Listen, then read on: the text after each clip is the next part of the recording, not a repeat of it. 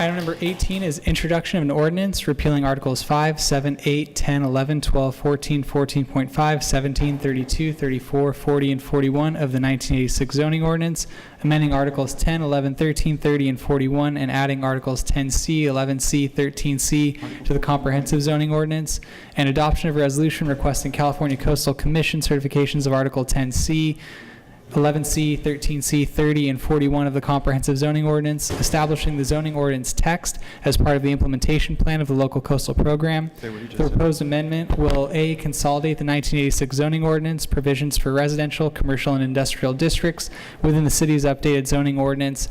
B, certify zoning ordinance Articles 10C, 11C, 13C, 30, and 41. And C, update references to decision-making bodies, city departments, and management staff titles. This item is continued from our meeting June 20th, 2018. Start with disclosures. Staff. Staff. This has been an ongoing dialogue with the public and the council. So it's been a while since we've had a lot of discussion, but I would also include the public as well as staff. Staff and some public. All material has been provided to the council. Good evening, Honorable Mayor and members of the City Council. The proposal before you constitutes the last piece of the comprehensive zoning ordinance consolidation effort that started a couple of years ago.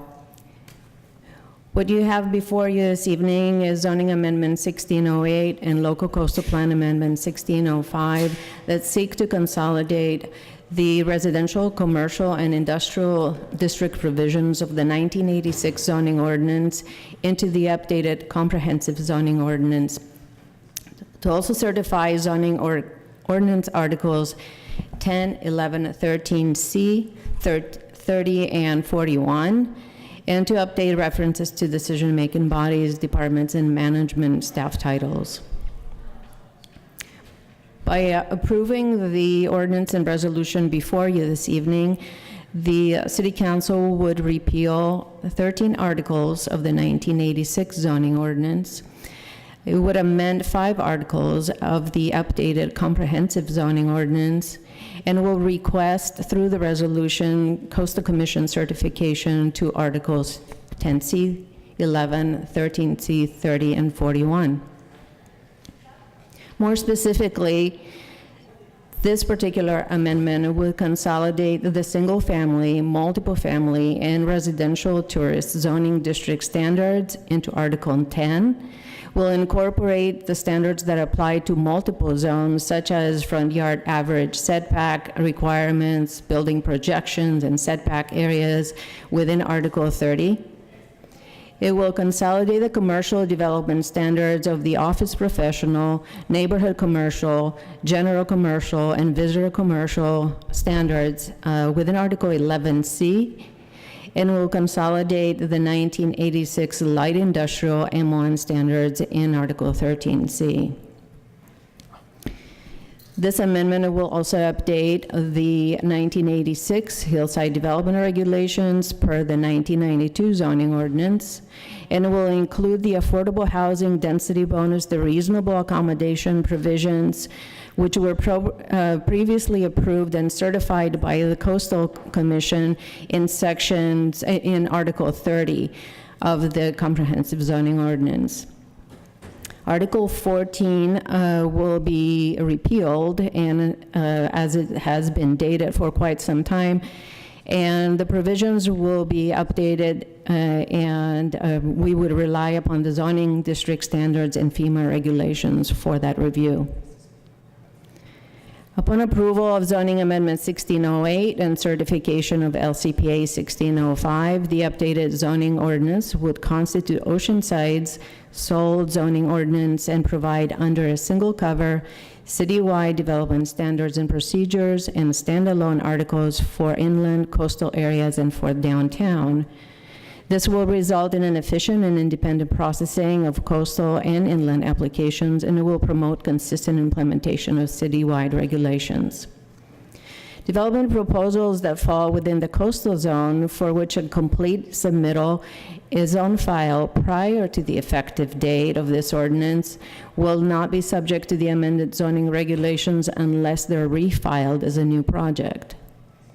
Staff recommends that the City Council introduce an ordinance to repeal the articles that are presented to you today, and they're referenced up on the slide, and also amend Articles 10, 11, 13, 30, and 41, add Articles 10C, 11C, 13C to the Comprehensive Zoning Ordinance, and adopt a resolution requesting California Coastal Commission certification of the articles that have been referenced in the resolution.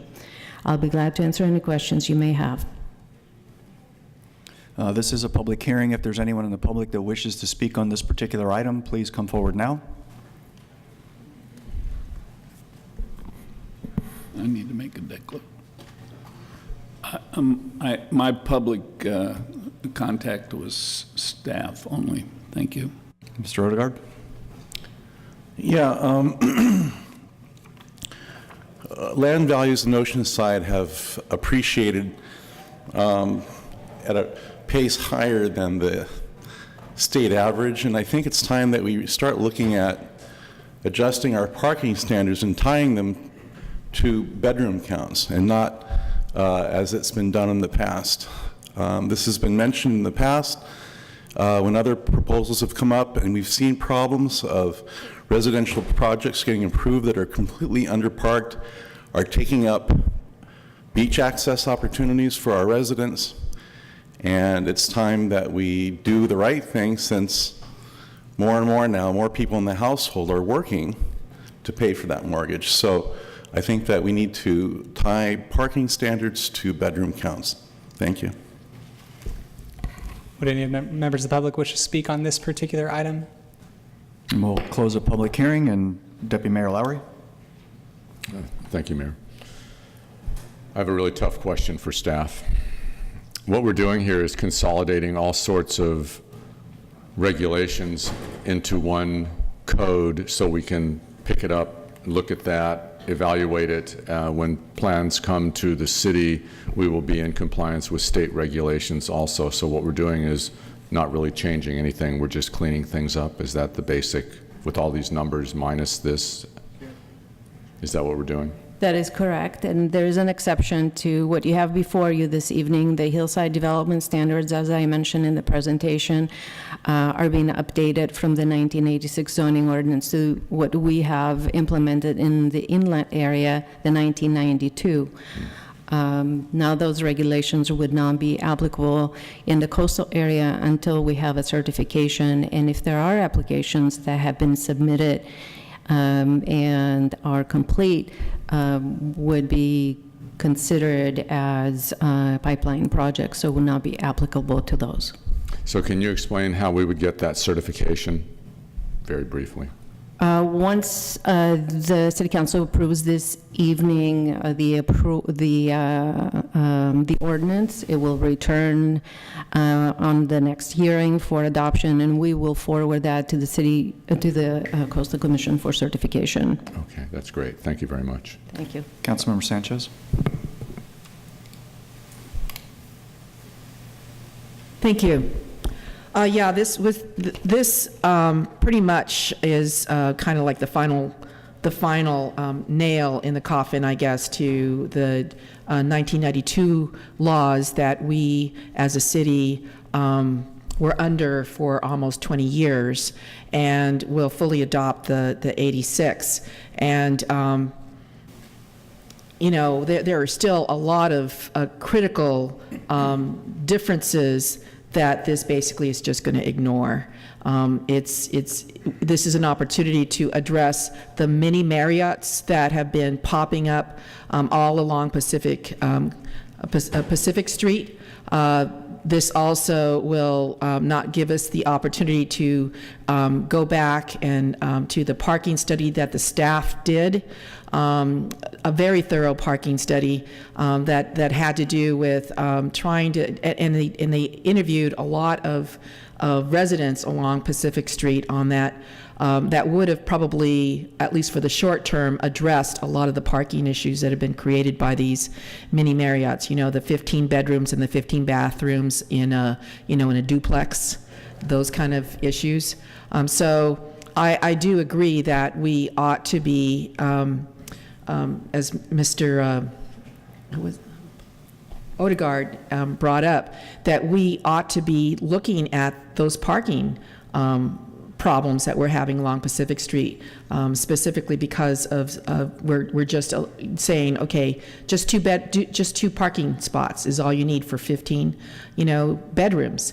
It's ridiculous. So I can't support this. I know this was brought to council once and we missed it by one vote, and I was wondering if perhaps we should be getting that, perhaps having a second look at that. We do have a change on the council, and maybe we can finally adopt some reasonable laws that will ease the pressures on Pacific Street. I'm also opposed to some of the changes that this will definitely incorporate with respect to heights and densities, especially when several communities had come to the council back in the late 80s, early 90s, which was the result of the 92 changes. And we're going to be seeing those folks over and over and over again. And I think this is a time to really address it. So I can't support this. Thank you. Mr. Borrego, it's my understanding that the issue of the 27 or 35 feet height and parking requirements is yet to be looked at, and that will be coming back to the council at some point. Yes, that's correct, actually. So as council may recall, the zoning code update program was actually a two-phase project. This essentially ends phase one, which was simply consolidating all the code provisions into one usable code for the ease of reference to our customers and to the public. The second phase of the program is actually the deeper dive into looking at the individual development standards for all of our zoning districts. So certainly things like parking, building heights will be something that we will be examining and bringing back to the commission and council for consideration. So we're about to launch into that probably sometime later this year. And we expect that that'll be a fairly lengthy process. Obviously, there's a lot of opinion out there in terms of what those standards should be, but we are ready to jump into that as the next phase. Thank you. Councilmember Kern? Thank you. Icon, there we go. Thank you. Yeah, I'm going to support this. We're just trying to consolidate all these zoning ordinances. Part of this confusion came about that in 1982, staff did a lot of heavy lifting at that time, and they forgot to submit it to coastal. And then we get back here, there was a project, I think it was on South Stewart Street, that it came up and it was appealed to Coastal Commission, and Coastal said, what 92 ordinance? There is no 92 ordinance as far as coastal is concerned. They were going by the 86 ordinance. And then we realized that there was once we opened that big loophole, a lot of people drove right through it. And so the idea of incorporating these issues with the 86 and the 92, hopefully staff, everybody's learned their lesson that they will submit it to coastal in a timely manner, and we will get coastal commission approval. So I'm going to recommend the introduction of the ordinance and the adoption of a resolution repealing and amending certain articles of the 1986 and the 1992 zoning ordinances. Councilmember Feller?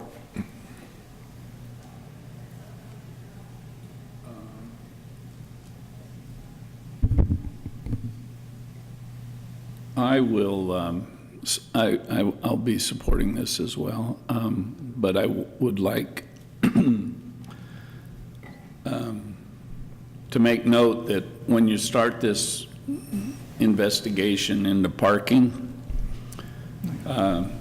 you might need to investigate all the homes that don't use their garage for parking either, that are, typically down along Pacific Street.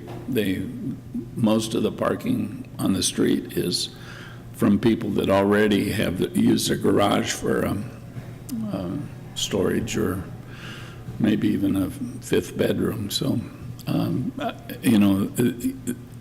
it's obvious this is just consolidation. The rest is to come. And if that's what I got out of my visit with you. Thank you very much. Was that a second? I'll do the second. Deputy Mayor Lowry? Thank you. So I want to be really clear, just so the people who are watching and listening to this so they can understand.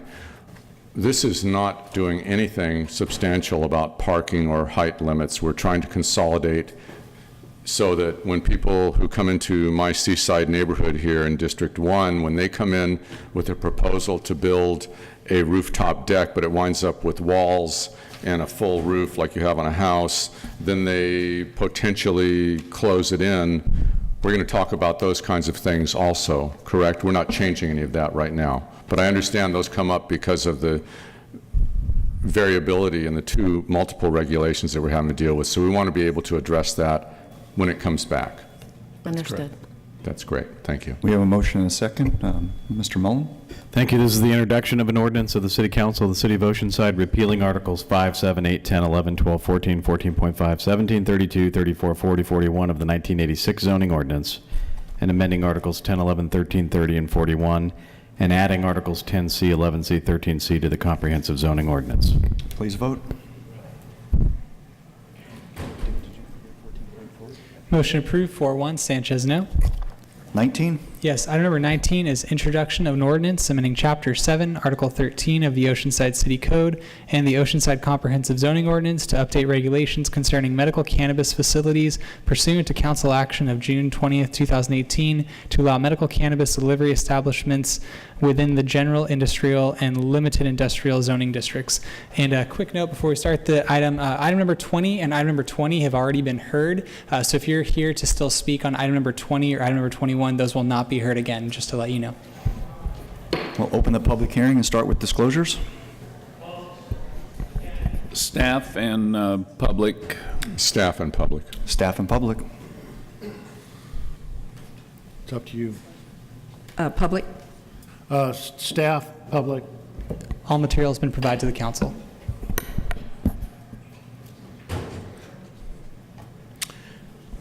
Good evening, Honorable Mayor and members of the City Council. I'm Jonathan Brago, Development Services Director. I'm here before you this evening to bring forward a consideration of an ordinance which would serve to allow Type 9, which are non-storefront retailer cannabis sales businesses within the City of Oceanside.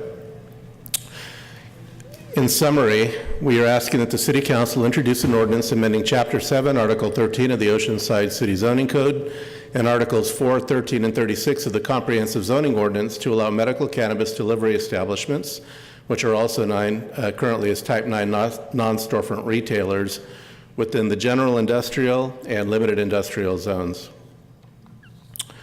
By way of background, you may recall that in April of this year, the City Council adopted a series of actions which effectively allowed a variety of medical cannabis facilities to do business within the city, and those businesses included nurseries, cultivation, manufacturing, distribution, and testing. At that time, there were no changes made to the city's historic delivery provisions, which did allow licensed dispensaries outside of the city of Oceanside to deliver within the city of Oceanside medical cannabis. On June 20th, we hosted a workshop before the City Council at Council's request to talk about some of the previously adopted regulations specifically related to the cultivation provisions in the agricultural zone. And you may recall that we were asked to look at relaxing some of our separation standards, the number of growing facilities that could take place out there, and then also to reinstitute what is allowed throughout the city, which is a provision to waive the minimum distance requirements between regulated uses. At that workshop, we were given direction by council to also give further consideration to allowing non-storefront delivery establishments within the city. As you may recall, as was discussed at that time, a non-storefront delivery business, essentially it's a brick and mortar storefront. However, there would be no customer traffic within that facility. It would simply be used as a distribution point for medical cannabis delivery services within the city.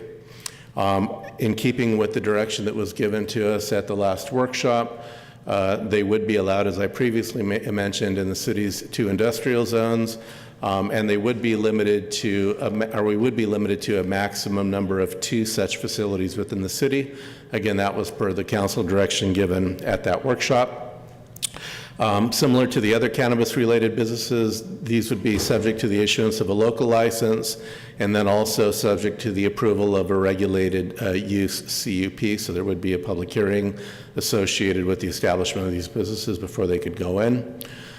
So in closing, the recommendation is to introduce an ordinance amending Chapter 7 and Article 13 of the Oceanside City Code, Articles 4, 13, and 36 of the Comprehensive Zoning Ordinance to allow medical cannabis delivery establishments within the general industrial and limited industrial zoning districts. And with that, I'm available to answer any questions. This is a public hearing item. Any members of the public who wish to speak on this specific item may come forward at this time. This is Michael Odegaard. I'd like to see a map showing where those zones are and how close those zones are to residential neighborhoods.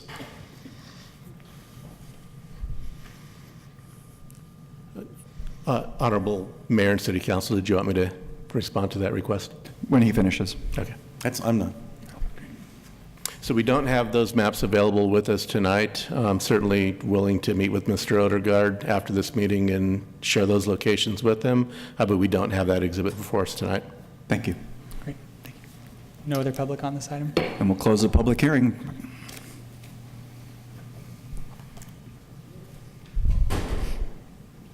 Well, seeing no one, then I will move approval of staff's recommendation. Councilmember Kern. No, well, I do that. I was taken by surprise by the lack of speakers, so I wasn't ready to. Councilmember Sanchez. But I'll second your motion. Thank you. And I asked our city attorney, if we had a tax in place that had been passed by the citizens of Oceanside, would that tax also apply to this type of business? And I understand the answer would be yes. Sure. I mean, I would want to look at the language. I think you're referring to the draft initiative. I don't have that language No. in front of me, but I'm you're just not referring to asking that. that if we were to. We could certainly legally impose a tax subject to voter approval on a Type 9 dispensary, because this under state law is considered to be a form of a dispensary. So yes, we Right. could. So, but we can't put the tax, we can't just say we're going to pass a tax. It has to be placed on the ballot, and the people of the city of Oceanside, the voters have to actually adopt that, right, by 50%? Yeah, 50% plus one. assuming it's a general tax and the revenue could be used for any general governmental purpose, then it would require 50% plus one, and it would have to be on a November ballot. So approving this means, okay, first of all, we don't have a tax in place, so we will not be able to tax these businesses, right? Correct. Okay. Well, I have a concern about that. My concern has been that there are going to be impacts. There ought to be a mechanism set up for paying for those impacts, additional police officers, whatever the impacts are, which I don't feel that has been completely studied yet. So I'm going to be voting against this because I believe we need to have that tax in place. Thank you. Deputy Mayor Lowry. I'm very concerned that as we continue to ignore the fact that our residents have voted twice in statewide elections. In Oceanside, we approved what we're bickering about up here. It's time to move forward. We will deal with the situation. There are revenue streams from this item based upon our legalizing the business to take place in Oceanside. Currently, all the business is taking place outside of Oceanside. The money goes there. We will move this business into Oceanside. We will create the tax revenue stream that we need to take care of our costs. Part of the state regulation gives us monies to use for exactly what we're talking about, which is public safety. So I believe that once again, after 2 years of doing this same fighting here for the simplest thing that the people of the state of California and the residents of Oceanside approved by 57%, We need to move forward with regulations, not continue to say no. It's easy to say no. It's difficult to say yes because it requires a lot more consideration. I hope my council peers will approve this ordinance tonight. Mr. Mullen? This is the introduction of an ordinance of the City Council of the City of Oceanside, California, amending Articles 4, 13, and 36 of the 1992 zoning ordinance to regulate commercial medical cannabis facilities. Please vote. Motion approved, 3-2. Sanchez Feller, no. 23. Yes, item number 23 is a request by Mayor Weiss and Councilmember Feller for an update on the Corps of Engineers harbor dredging and San Luis River sediment removal projects, discussion of the development of a city-sponsored beach sand replenishment plan and project, and direction to staff. I'll start this off, if that's all right with you, Councilmember Feller. There's a backup material in our packet regarding the Corps of Engineers projects, both the harbor dredging and the sand removal in the San Luis River project. But what I'd like to do is have staff develop what would be the equivalent of a project study report looking at the city's ability to do a sand nourishment project similar to what Sandag did for the city, well, the region back in 2012. Look at the potential for opportunities both onshore and offshore for sand deposits and what it would take and what it would cost to put sand on our beach, so we are not relying solely on the Corps. And in fact, the amount of material the Corps puts on the beach is minimal in comparison to what I think, based on those prior studies that were done from the offshore deposits, that we might be able to put on our shores ourselves. Sand on the beach is a significant tourism driver. It's an economic driver, and I think it's worthy of at least staff looking at and coming back to council with plans on what it would take to accomplish that. There's no public on this item. Councilmember Feller? Thank you. I would concur with that. I think that we've waited long enough, for sure, especially the last 3 or 4 years. We've really had a tough dance with the Army Corps. But I believe it probably also should entail some sort of way to retain sand on the beach. So bulldozers at night is fine, Kyle. Not really. We would, obviously, if you were in, it's different facing beach in Newport, but they've got like 6 groins, 6 or 7, something like that. They don't have to be complicated. They just have to retain sand, and that's all I would hope that someday we can get to. I mentioned that in the South O meeting, or South Oceanside meetings, and I said Sherry Mackin's actually in favor of that as well, and I didn't get a very good response from her, but I think what we're trying to do is, I've heard a number that said for every 100 feet, or every foot is $100 worth of revenue, probably daily, for our city coffers and for the businesses that need the help. So I would second the motion to have staff look into this and come back with some solutions. It may be that I think we're requesting right now for the Corps to come in the fall. Councilmember Feller, Honorable Mayor, council members, we're asking them to come in as soon as possible, and the fall as well, related to dredging. Okay, and then as well, continue with that river, the sediment removal. Correct. So that's a good start on trying to satisfy immediate need, but we need a long-term need, and I think we just have to figure out a way because it's too valuable to our residents as well as the tourists that are coming here, so. Deputy Mayor Lowry. Thank you, Mayor. So the conditions that are present right now at the harbor mouth are preventing some of our vessels from leaving the harbor at all and making entry into the harbor more perilous than usual. We are going to continue to keep pressure on the Army Corps of Engineers to uphold their end of the contract that they've been participating with for decades. They're just arbitrarily deciding now that they can't afford to do it or that they can't get permits. We were reminding them every week that the permits needed to be done, and they announced that they didn't have time to get the permits.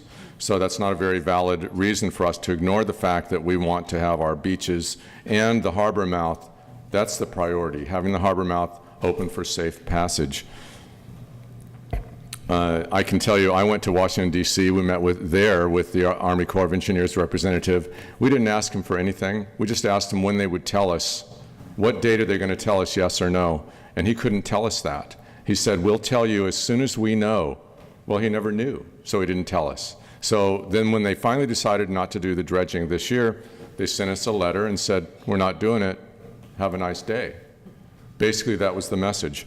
So as we all are discussing it up here, and we saw the article in the San Diego Union Tribune last night or this morning, it's frustrating to be at the mercy of these agencies that say, yes, we'll do this, no, we won't do that. They don't have to offer an explanation.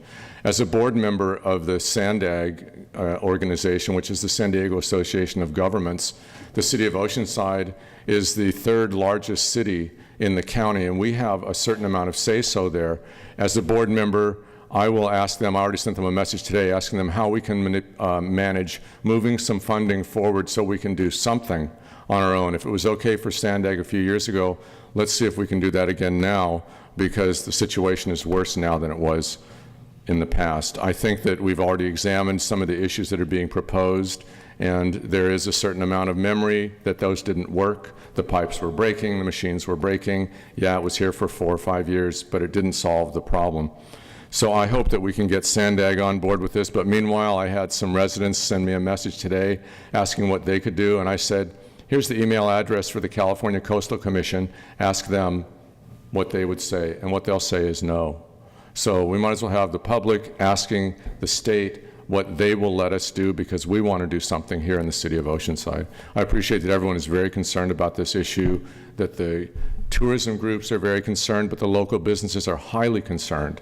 So we have to take care of our local community first, and that's where the safety comes in at the mouth of the harbor. I'm going to support this motion. If there's a motion. Wait a minute, there's no motion. Not yet. Yeah. Correct. Councilmember Kern. Is there any public on this? No public on this item. Oh, okay. Yeah, I'm tremendously frustrated with the Army Corps of Bureaucrats. I mean, that has been something of a contention since I've been here for 12 years.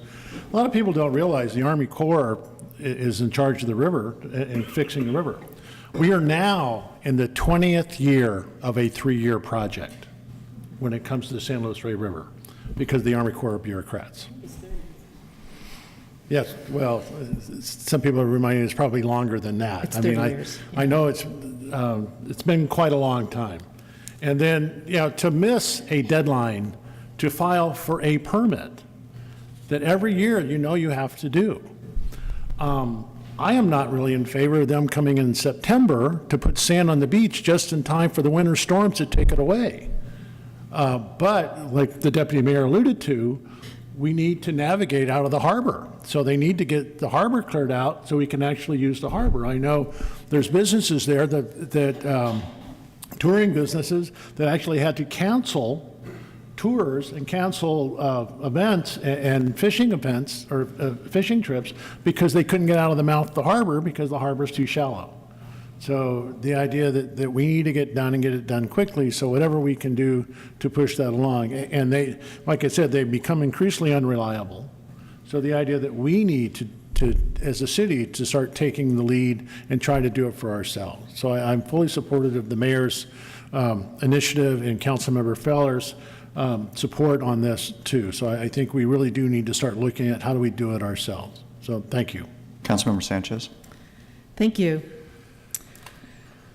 Yeah, it seems like it's been more than twice that we have been the victims of major failures by the Army Corps of Engineer, but it has been twice. The first time it was contracting with a company that had no experience whatsoever with oceans.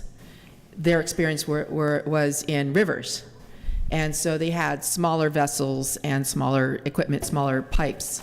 And because it was part of other projects, a timeline, they got started on our part later than usual, as you recall, and then they had to leave without really finishing the project. So that contractor is no longer in use. We're back to the contractor from before.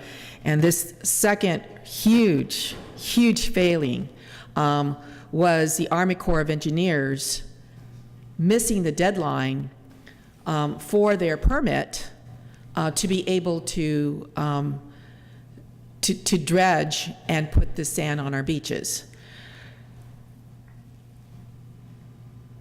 I was on the Shoreline Preservation Committee of Sandag when we did the two major projects for sand replenishment. The first one was because it was heavily subsidized by the Department of Boating and Waterways. Huge, and that was a one-time only. So part of that, that was, I believe, our part was, it was all the coastal cities that, and we all chose to participate. We ended up participating. I don't know if the Carlsbad, the state beach, did, but that was less than $1 million from us, and that was a heavily subsidized project. And part of that was to study the migration of the sand. What kind of sand, how big, where are the best places to get this kind of sand. It also studied like the times of the year, the storms, and how long it actually stayed on our beach, and then migrated, of course, south. That's not available to us anymore. Those kind of funds. We've asked for it, and of course it's not happening. I believe this kind of sand replenishment project would cost millions of dollars. And the Army Corps is basically required to do this annual dredging. Our council has agreed to add to that another $600,000 worth to be able to put additional sand on our beach. They're required because of their actions that basically are causing the sand to build up in the mouth of our harbor. Of course, if we did nothing, it would no longer be a harbor. So I understand the Army Corps is monitoring it, that it is a public safety issue, that we are asking them to come in the fall and even before that, because we believe that it may be required for public safety, for the ability of our ships, our boats, to be able to pass through the harbor. I understand this happened once in our history, where the Army Corps of Engineers, I don't know how long ago, was it 30, 40 years ago, that it happened, and they were actually able to wait a whole year before putting the sand on the or dredging the harbor, that it was actually safe to cross for a whole year. That's not what's happening this year at this time, and it's probably changes in climate, changes, of course, in how much sand there is there in the first place. So I will support this, but I do not support groins. I think our community knows, especially our surfing community understands that if we were to do that, no more waves, no more surfing in Oceanside. So that's not something that our coastal, not just our surfing, but community, but others that enjoy the coast, enjoy the waves here in Oceanside, want to see. So I'm not interested in studying that. I think that that's a highly, highly controversial part of that kind of, activity. So I would be willing to look into potential actions by the city, but I have a feeling it's just going to be, several $1 million that we will not be able to do. I think that what we need to do is continue our pressure on the Army Corps. This is something that we, when I was, the times that I've been to DC, that certainly was one of our major topics, is to make sure that it's done in a timely fashion. Timely for us before before the summer officially starts, so that we can, enjoy a good summer tourism, a year. And so, again, major screw up for 2 years. I don't know what else that we can do, but I don't know if millions of dollars is going to be able to be the thing that we're able to do. So, thank you. So I'll move that we have staff prepare a project study report for a sand replenishment and retention project. Second. Please vote. Motion approved, 5-0. 24. Yes, item number 24 is request by Deputy Mayor Lowry and Councilmember Kern for a 10-minute presentation to council by the South Morrow Hills Vision Group on their vision for the area and direction to staff.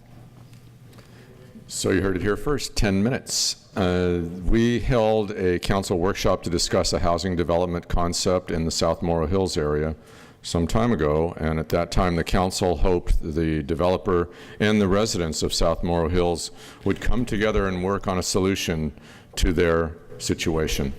I want to make clear now, there was no approval of a project or anything related to a project.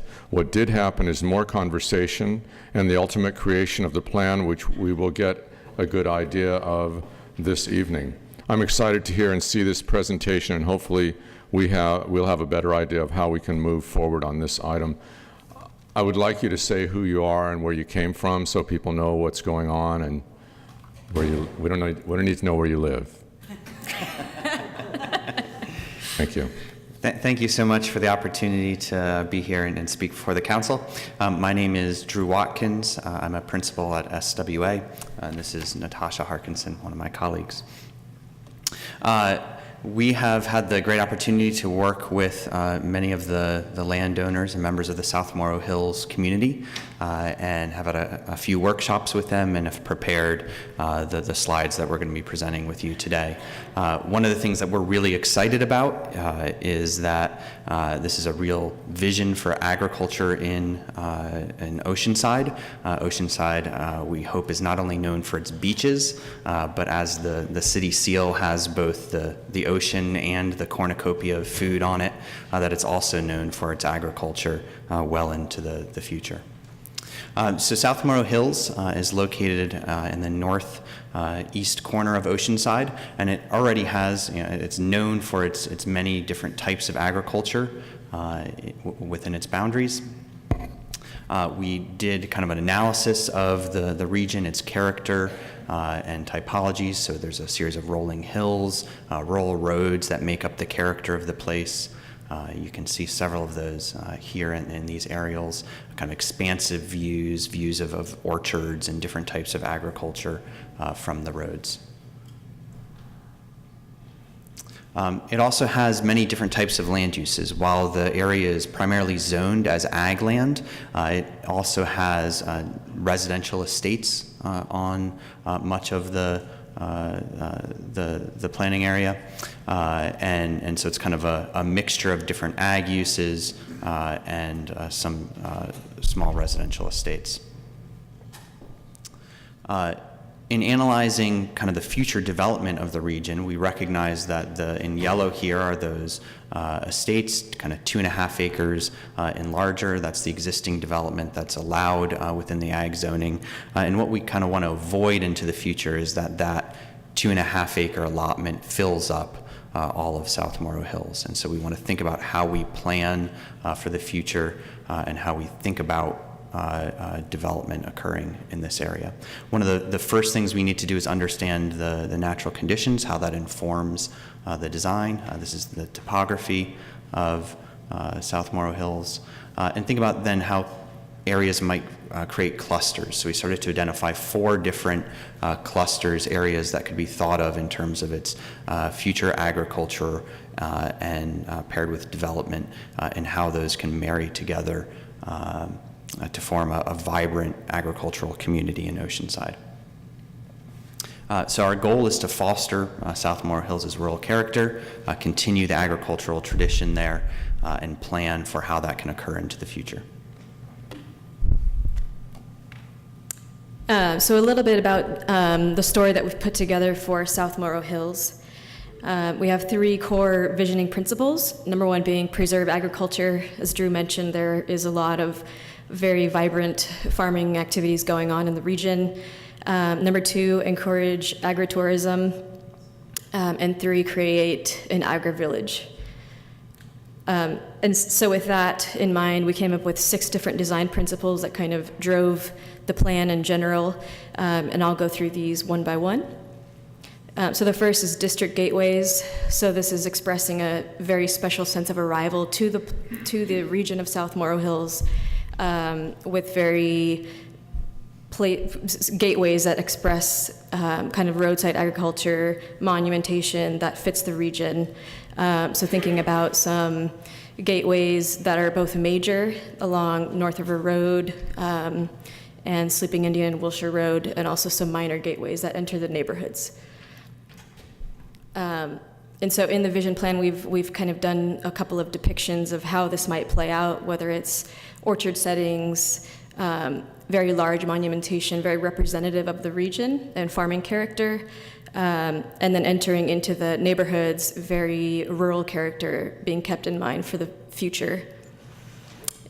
Views and vistas, as Drew mentioned, there's very interesting topography throughout the region, and so keeping that in mind, we want to preserve a lot of that character. So whether it's views and vistas along this loop road that's indicated in a red line around the plan, and then depending on where the neighborhoods sit, providing views outwards of the region as well. So third, this farm mosaic to create a unique experience and also promote agritourism. So along this loop road in red, we see the farm being kind of front and center of the community, preserving existing drainage ways and low points throughout the region for farming to remain in place and along these major regional connections. And so the idea is that it's seen from the street, it's seen from the road. So with any implementation or future visioning that we might do, keeping that in mind is a core fundamental. So this represents kind of an agricultural green belt in the valleys throughout the region that kind of spread throughout any residential uses that may occur throughout the area. Nodes and gathering places, so we're very interested in park spaces, market stands, and enhancing the program throughout our framework. So these can occur along village settings, at major key points of access throughout the region and even beyond, but really promoting the agritourism movement. So this could be a winery along a country loop road, a really small market stand, or a tasting room, and a couple of depictions of what that may look like. We really thought a lot about the character as well. So farm character wants to be thought of as much as we can, and there is already a lot of that going on in South Morrow Hills. And it's this idea that there's kind of production ag or orchards framing the setting, parks and picnics, and then any type of wayfinding that we do throughout the community, again, reinforcing the idea of agriculture. We think that trail networks are very important in connecting both to the greater area of Oceanside and beyond, but also internally. So we've looked at some road networks that are current, existing, and also proposed for the future. where it can happen. So this system would connect neighborhoods together, it would connect agritourism and link everything into one plan. Lots of multi-purpose trails that both lead into the residential neighborhoods, and loops that take you to the market stand or the winery or the tasting room. And lastly, neighborhoods that support the economic and community growth of South Morrow Hills and Oceanside, while also preserving that agricultural character. So these would be located within the higher elevations of the site, moderate slopes. We did look a lot at topography, and that's one key in preserving that character as well. So this is an example of a typical subdivision versus a clustering system that we may look at engaging. And on the right, this green swath of ag that is really brought to the forefront of the community. We've looked at several different types of housing that may occur, and we realize that there's a lot of exploration that can be done there. There are several benefits of clustering development, another thing that we are very interested in. And in conclusion, back to our three principles: preserve agriculture, as seen in this image here, create an agri-village, and also encourage agritourism. Thank you. We do have public on this item. Yeah, 2 members of public. First, Michelle Keeler, followed by Larry Cornett.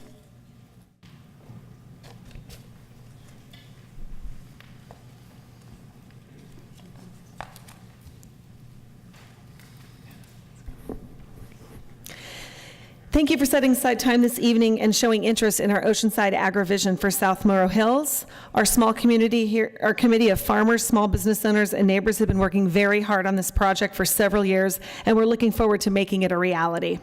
We believe it can be the first of its kind and are excited about creating a place like no other in the nation. People will be able to come to South Morrow Hills and enjoy it for a day, spend the night, or live in a community that's connected to each other and truly connected to the farmland. As we proceed from taking the agrivision from these pretty pictures and concepts to the next level, we would like to be able to tap into your city's staff expertise to ensure that we are creating something that truly works for everybody. We are willing to do the vision work. We're just here tonight to ask that while we continue to do this work ourselves, that your city staff is available to assist us with the next little items, such as figuring out infrastructure costs, road opportunities, etc. We hope that you are as excited as we are about this agrivision, and again, we are here tonight to ask you to allow some staff time to help us to continue proceeding with this agrivision. If you have any more questions, Neil, Luis, Kim, and I are happy to address them. Thank you again for your time. Mr. Cornett.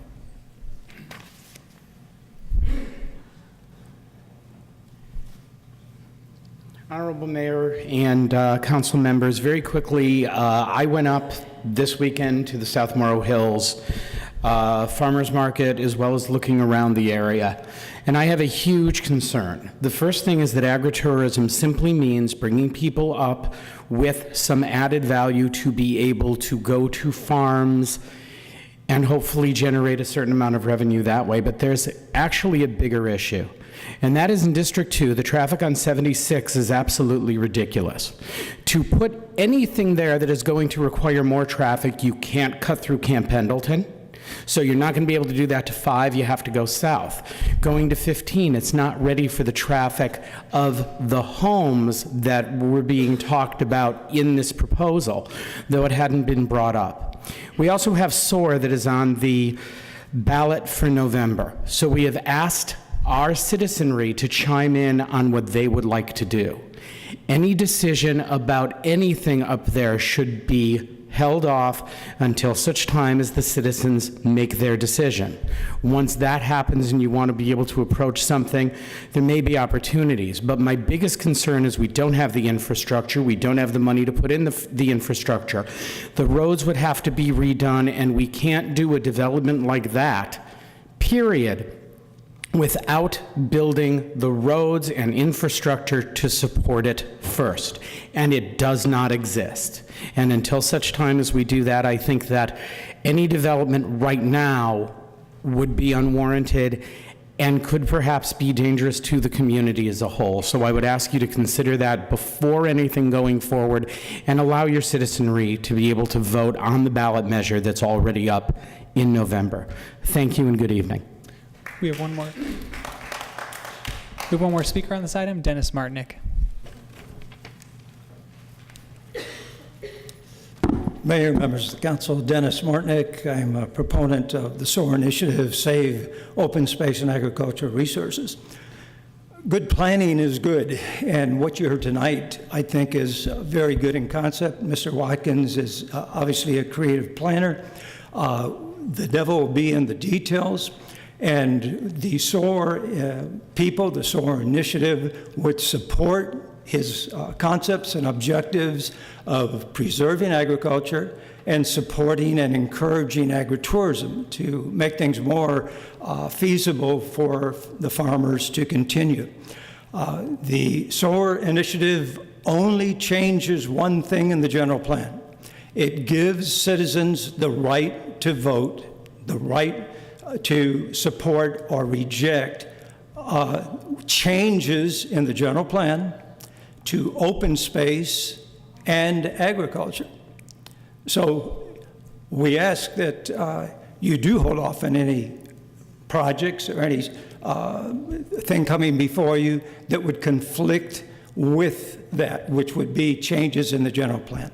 Again, we support what was proposed tonight, but citizens should have a right to vote on extensive changes in the general plan that obviously this would be.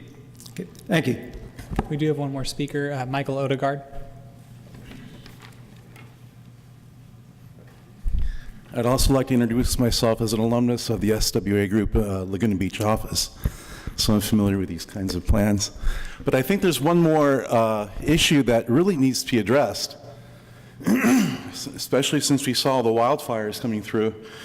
We're just randomly approving residential development without recognizing any new water infrastructure, and so we don't have enough water to keep our fuel modification zones irrigated, and we lose our investment. And so I think that should be addressed in your visioning.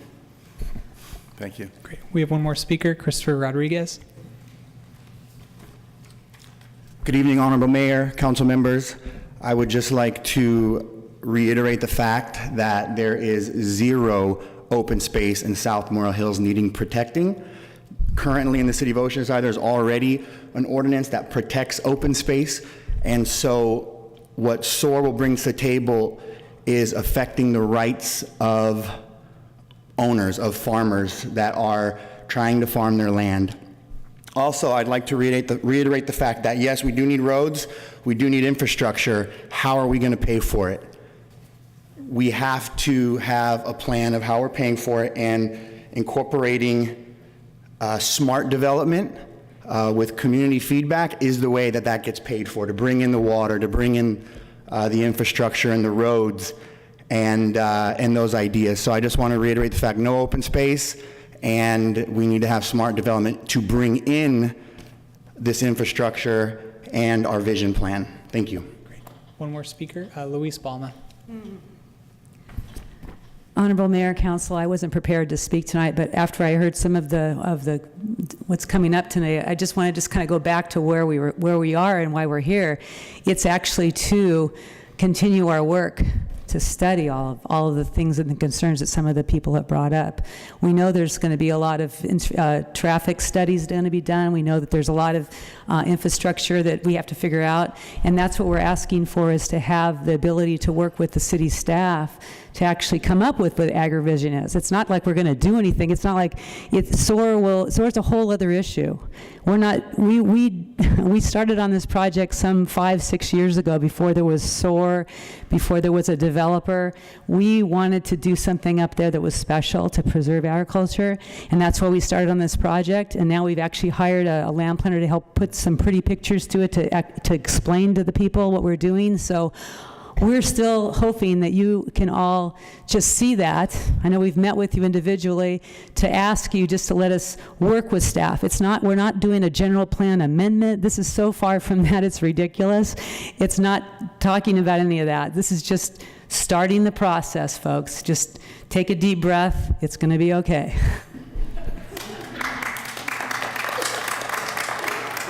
No further public on this item. Councilmember Feller?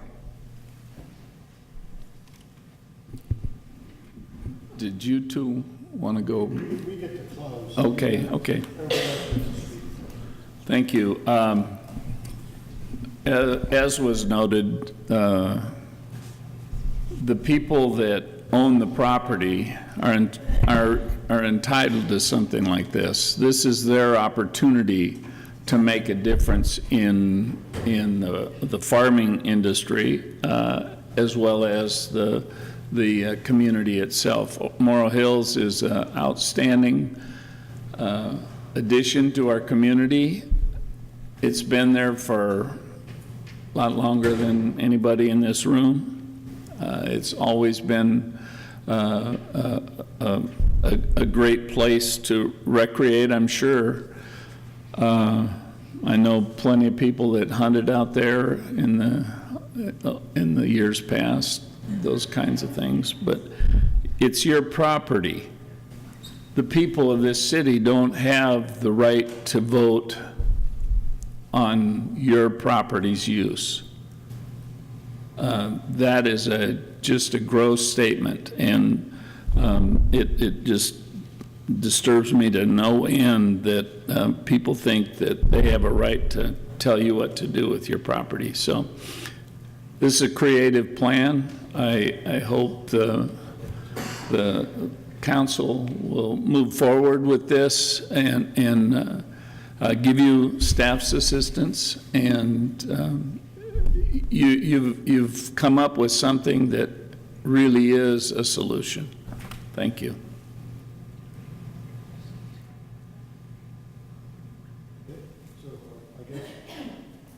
Councilmember Sanchez. Okay.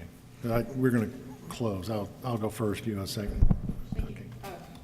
But is there going to be a motion? There's nothing on here that says there's going to be a motion. Direction to staff. Yeah. I feel like we don't really have a whole lot of notice here about what that motion's going to be. So we might have to talk again, or at least I feel that I may have to. We got a presentation. It included, which I saw for the first time, and I believe I was the one that actually pushed agritourism via the council, and got really, really excited, especially after Beach House Winery showed everybody what can be done in South Morrow Hills, and there are other farmers who are doing some really phenomenal things.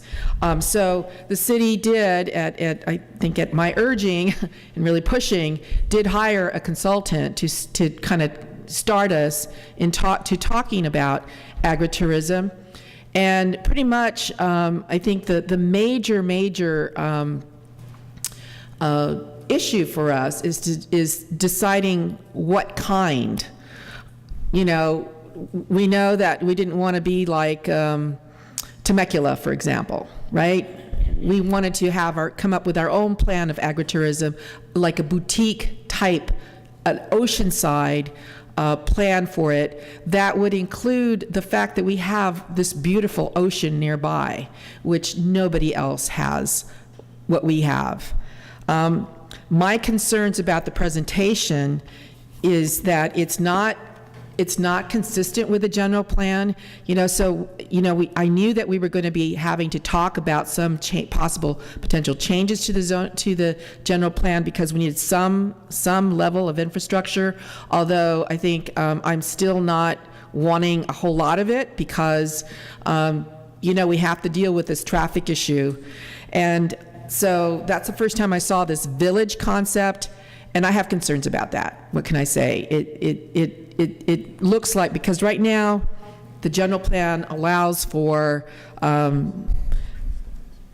splitting the land up into 2.5 acre lots 2.5 acre lots that didn't look like 2.5 acre lot homes. So I do have some major concerns about that. I think the infrastructure, who's going to pay for the infrastructure? You know, I mean, there's no water, sewer, there's no roads. There's, you know, at some level you'd have to have maybe even as, I don't know, I guess we have declining enrollment, maybe not a school. But I'm very, very concerned that this is farther from the general plan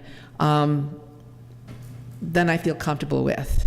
I think something, you know, smaller steps, I think that's what our consultant was asking us to do, and maybe arriving at what we can all feel comfortable with.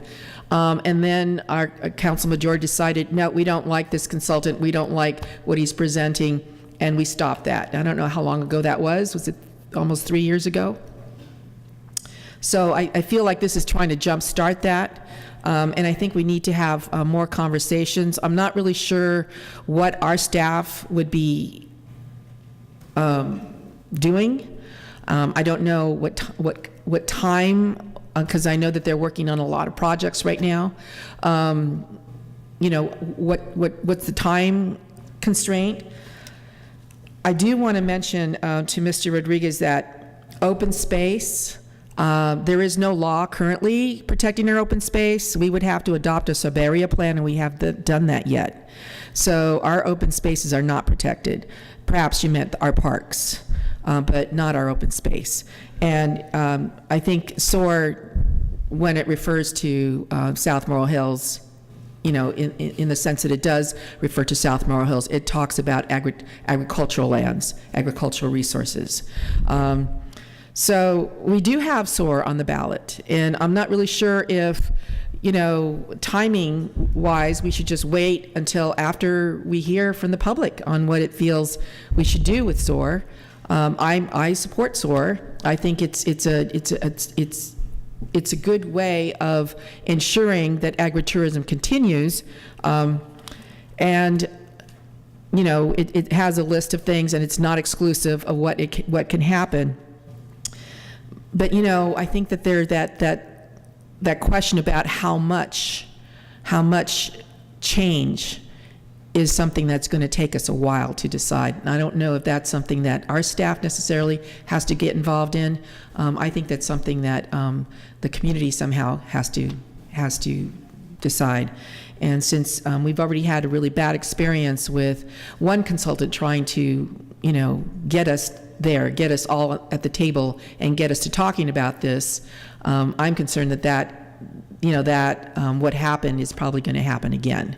So I'm not sure what's going to be asked, but those are my general thoughts here, is that, yes, I obviously want to ensure the continued economic viability of our farms in Oceanside. They are so important to the economy of our city, and to do this higher density residential that may be what people are pushing is not something that I think, it certainly isn't critical to our meeting our housing requirements, and is something that would really a big hit on our general fund, because we don't have any services out there. We don't have police, fire, water, sewer. We don't have anything out there that would be able to pay for itself, basically. So those are my comments. And you know, if it's in the zone, if it's zoned, of course you have a right to do, you know, what you want with your property. But if it's not, you know, I mean, people buy their homes knowing what the zoning is. That's their investment. It's their biggest investment. And changing the zones, you know, is not something we should do lightly, ever. Thank you. I think the Morro Hills area is a significant benefit to the city, and the agricultural and rural nature needs to be preserved and protected. But I also would not like to see, as was shown on the one slide, 2.5 acre lots spread out amongst all of Morro Hills. I think that would be a huge mistake. I'm comfortable with some of the information that was shown on the vision plan. But I would like to see, because one of the questions I had asked is, well, how many units do you need to support the costs? And I understand part of that needs some input from staff. So I understand that there needs to be some further work. I'm not necessarily supportive of the vision plan as it's currently prepared or proposed because it is too premature, but I think the overall agricultural and rural nature of Morrow Hills needs to be preserved and protected in whichever direction that vision plan goes in the future. Deputy Mayor Lowry. Chuck, are you going to close? No. Oh. I'm not quite to that point yet. Oh, okay. Well, since it's all right, did you want to speak last? I don't care. Okay. Well, one of us is going to close. So let me speak, and then I'll let you close. Okay. I'll put me on hold. All right. The coordination of this is a little awkward. I've seen this plan before. I've been out South Morrow Hills. I've seen it at different things. It is a vision. It is an idea, a thought that actually came from the residents of South Morrow Hill. You know, the actual landowners, the people out there, and said what we can do with our property to make it viable, and it is about our property rights things. People at home, you have to realize that SOAR is based on a lie. You know, it is a false promise that somehow that you're going to control other people's property. And if you go down that path, you're taking away the property rights of people. And it's based on a big lie. And so hopefully nobody votes for it. We've had a person up here tonight that doesn't understand how infrastructure gets built. And unfortunately, they seem like they want to sit in this seat, but they have no clue how city operates. So the idea here is that, yes, I agree with the mayor that parts of this I like, and parts of it I don't like, but that's part of a vision plan.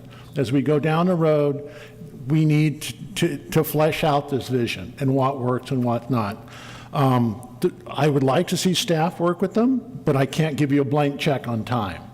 So I'm going to encourage the city manager to talk to you, but I don't expect staff to spend a lot of time on this because there is a lot of projects that actually are coming down the pike here. We've been extremely busy. And otherwise, if I said, you know, staff, go ahead and go forward, I don't think Jonathan and Jeff would really be appreciative of that issue. So they're very, very busy now, but it's something to go forward with. Yes, I think a lot of this, as we go forward, is something that we need to talk about and to talk to the property owners.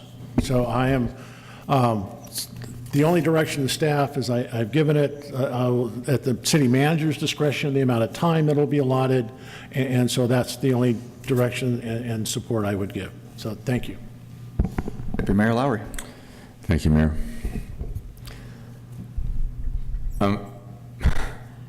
Mr. Watkins, can you put up that image again that showed the punch board of 2.5 acre mini estates for the wealthy? Because that's the only people who are going to be able to afford to buy those houses on 2.5 acre parcels. There. Yes.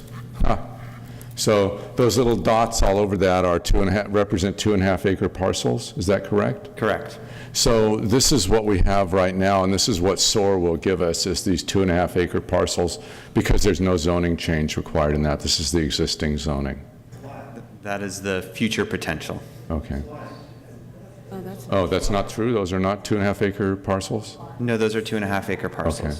So that's my question. And then, were the people who stood there behind the community members, were they people who have agricultural interests out there right now and business interests?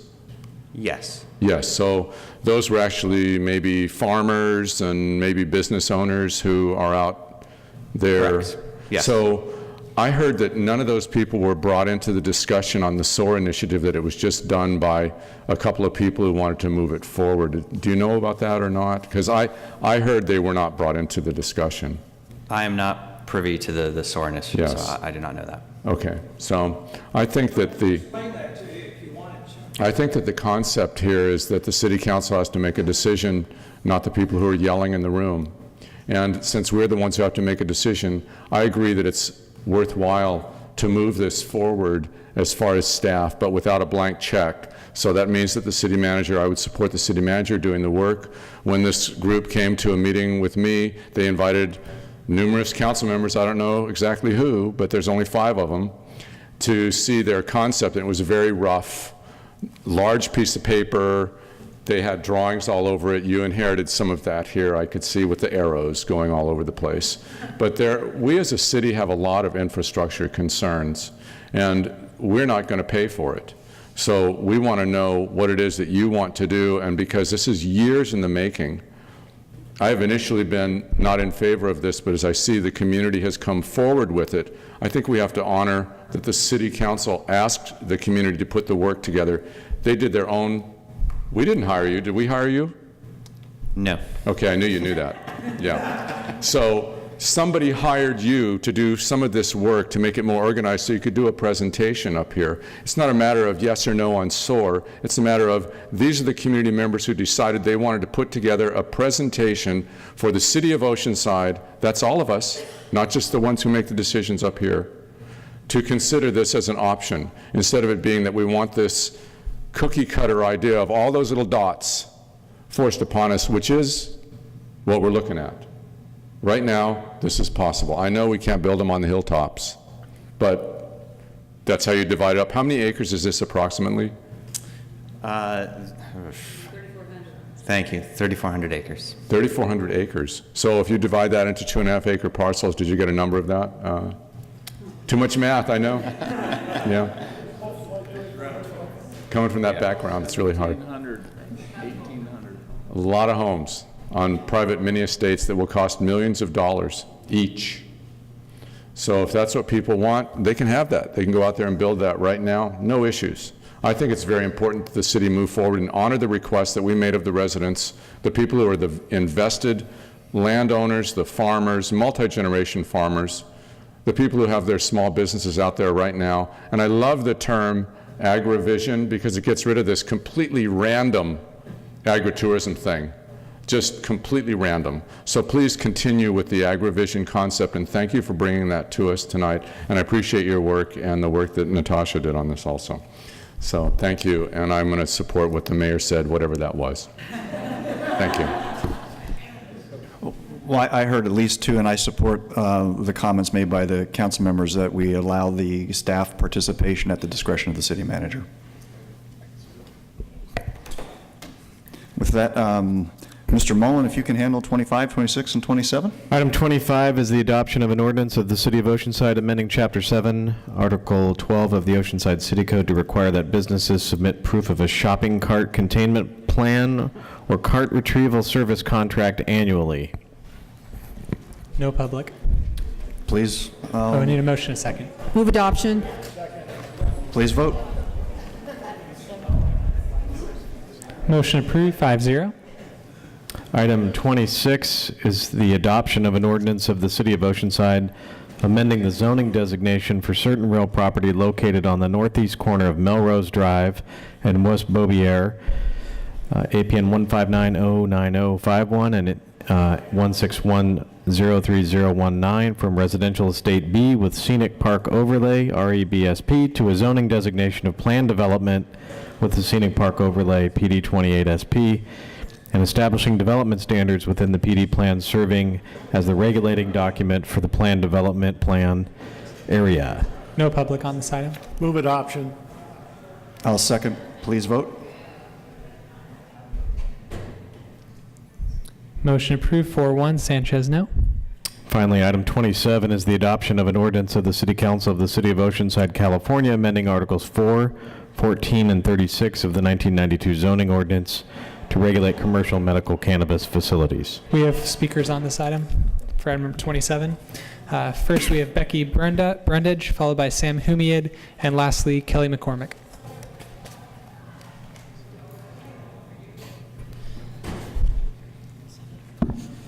Hi, I'm Becky Brundage, and on behalf of other parents and community volunteers, I want to thank you for your service on the City Council. As a taxpayer, I think it's important to be aware of the tremendous costs faced by cities that try to regulate marijuana businesses. 2 recent news articles indicate this point. The first article describes how a city in San Diego is facing a lawsuit from a marijuana business that was denied a business permit. This is likely to result in a court case and possibly appeals. The litigant, the marijuana business applicant, is indicating he is incurring upwards of $250,000. This raises the question of how much money it will cost the city for staff time, legal services, and court costs. The second article describes how people associated with permitted marijuana businesses criticize their police department at a public meeting for the police department's inability to close down the unpermitted pot shops, which, by the way, far outnumber the permitted pot businesses. The police confirmed there might always be a black market that can't be eliminated, partly because of the extent of work that goes into each investigation, including surveillance, search warrants, and more.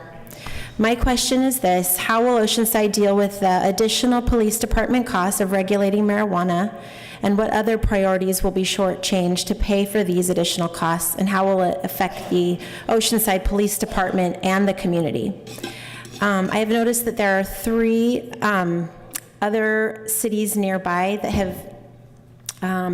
have banned pot businesses and operated quickly to shut down the illegal operators.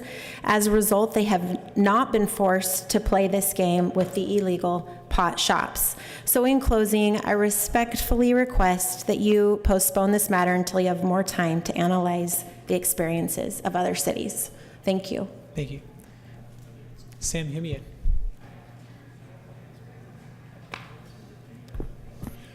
Greetings, City Council members. I am Sam Humade, President of the San Diego Cannabis Delivery Alliance and founder of Flame and Leaf, a premier cannabis delivery service with a state license pending. First, I want to applaud the Council for recognizing the needs of medical cannabis patients and expanding access to organic medicine through independent delivery. As I've been quoted many times before, not every city needs or wants storefront dispensaries. However, every city is home to legitimate medical cannabis patients in need of personal and private service. Your progressive action today not only ends an era of North County, San Diego being dubbed a safe access desert, but also helps the legal cannabis industry avoid a shutdown due to the supply chain bottleneck caused by a lack of licensed retail outlets.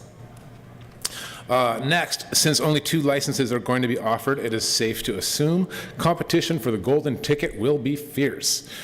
It is imperative the Council use prudence when making the final candidate selections.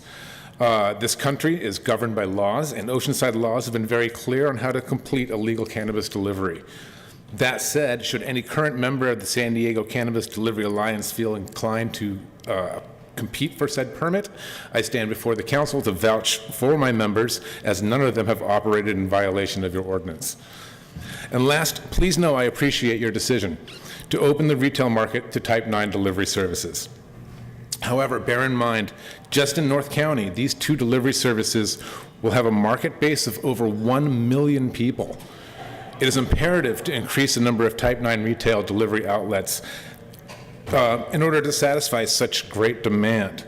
As you can see, the illicit market will flourish otherwise, and therefore it will defeat all of this great progress. The modern consumer, unfortunately, expects immediate gratification and will continue to fuel the illicit market until convenience, cost, or both are equalized by the legal market. I look forward to working with this Council and staff as our cannabis regulations continue to evolve. On behalf of all the patients, I thank you and keep up the good work.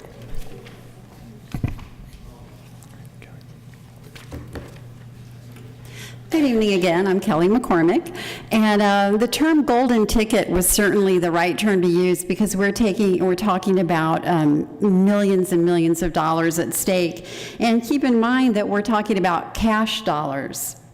As you know, federally insured banks are not allowed to work with marijuana businesses because they operate in violation of federal law, as case in point when I mentioned RICO earlier. I want to bring your attention to recent statements by California State Treasurer John Chang about the feasibility of operating a public cannabis bank. He was commenting on 2 studies that are due in December. In his statement, Treasurer Chang acknowledged that marijuana businesses do deal in large amounts of cash, which makes them targets for violent crime and put the public in danger. And those were his words, not mine. He also says the security and procedural concerns of dealing with the cash-only industry have created a nightmare for state and local governments trying to collect revenue from them. The state treasurer described the difficulty of creating a cannabis bank, including a maze of pragmatic and legal issues. These range from startup and ongoing costs and benefits, risks, capitalization, and deposit insurance that would be needed for the transfer of funds between banks. Chang says there's a question of whether a public cannabis bank really could even provide greater safety for the institution and its customers. These two upcoming studies will help policymakers decide whether or not to move forward with a public cannabis bank. It would be unwise for any city to allow commercial pot businesses to operate while this crucial issue remains undecided. Therefore, I would urge you to hold off on any regulations until more is known about the feasibility of a public cannabis bank. Thank you. No further public on this item. Councilmember Kern? Move adoption. We have a motion and a second. Please vote. Motion approved, 3-2, Sanchez Feller, no. Do we have any other general council member comments? Then we stand adjourned until 3:30 Wednesday, August 22nd.